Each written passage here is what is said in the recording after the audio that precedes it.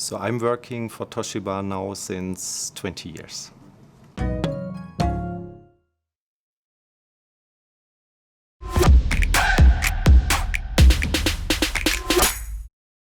When we talk about the market of mechanical relays, you can imagine a mechanical relay is a switch, and in all electrical devices you need switches, so you can imagine there is a huge market. A photorelay, it's a kind of optocoupler, so it's an optical isolator. So on the input side you have a LED. The LED generates light. The light goes on a photodiode array, and the photodiode array produces a certain voltage and current, which then switches on and off a MOSFET, which is on the output side. So a photorelay, we call it also a MOSFET output coupler. So there are various names for this kind of photorelay. But the easiest word to compare it with a mechanical relay is photorelay or optorelay.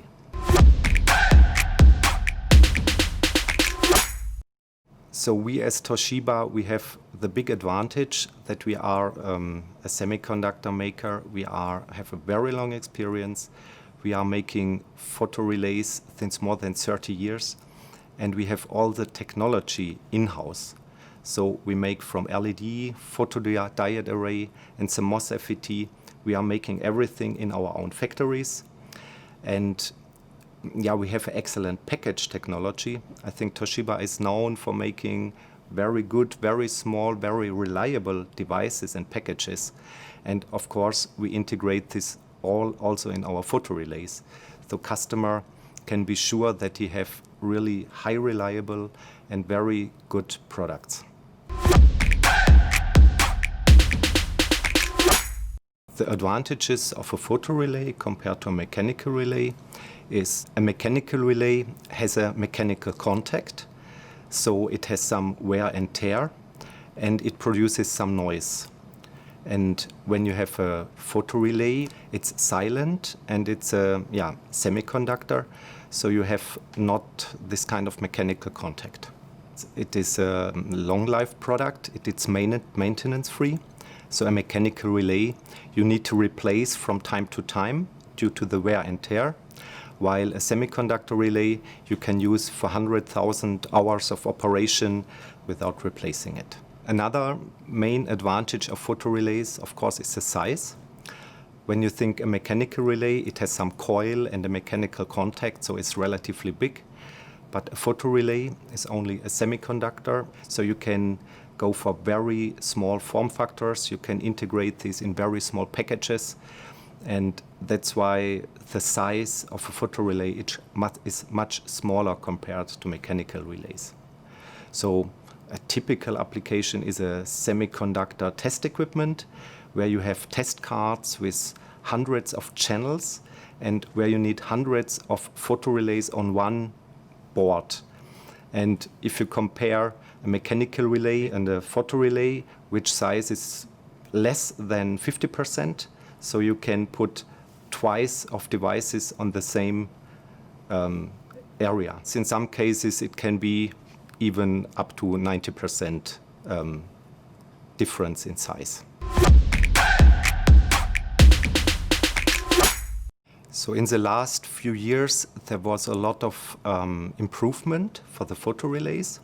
On the LED side, we have introduced a new generation of long lifetime LED, which makes the photorelay more robust. There is no degradation. The lifetime is improved. The products can even be operated in a higher temperature range. So first generation of photorelays, you could use up to 80-85 degrees. But now the latest generation are specified up to a temperature range of 110 degrees. So they can be used even in harsh industrial environments. And then on the power side, also the MOSFET technology developed a lot. And today we can have relays which are switching power. So the biggest relay can switch up to 5 ampere. And in the previous generation, it was less than half. So there was a lot of evolution, especially also on the power side.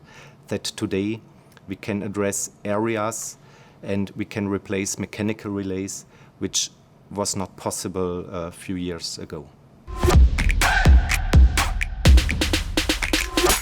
A lot of customers don't have experience with semiconductor relays, so that's why they hesitate to replace mechanical relays by photorelays, because they don't have experience with this kind of semiconductor devices.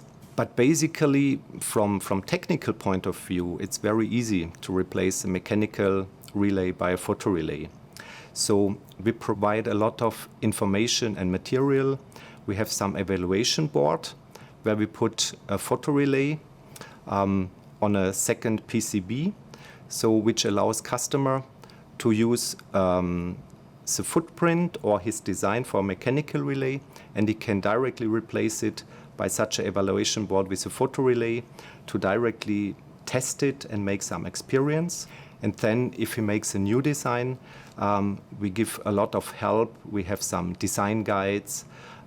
We have an e-book where we describe in detail what are the key parameters of a photorelay. So, and we have a selection guide. So when customer know, okay, I use this mechanical relays, these are the important parameters, he can directly check for photorelay, okay, these are the important parameters, so this kind of photorelay is suitable for my application.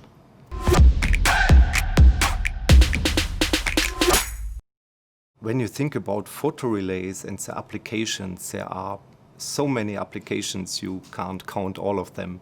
But when you think in your home or in your office area, you have air conditioning systems, you have thermostats, you have security cameras which switch an alarm or a signal, office equipment like headset, you have modems, you have plenty of devices where photorelays are needed. In the industrial area, when you think today the battery monitoring, battery management system, so the storage of the electrical energy in battery systems is getting more important. And to manage this kind of battery systems and the battery monitoring, also it's done by photorelays. But also in typical industrial applications like factory automation, like programmable logic controllers, PLCs. So there is plenty of areas where mechanical relays are used today, which can be replaced. And of course, a big area is semiconductor test equipment, where you have plenty of relays on one test card, for example. And here, of course, the size of the photorelays is an important factor. And especially here also the noise of a mechanical relay. If you have hundreds of devices on one board, it's enormous. So here already semiconductor relays are used, and customer don't think anymore about mechanical relays.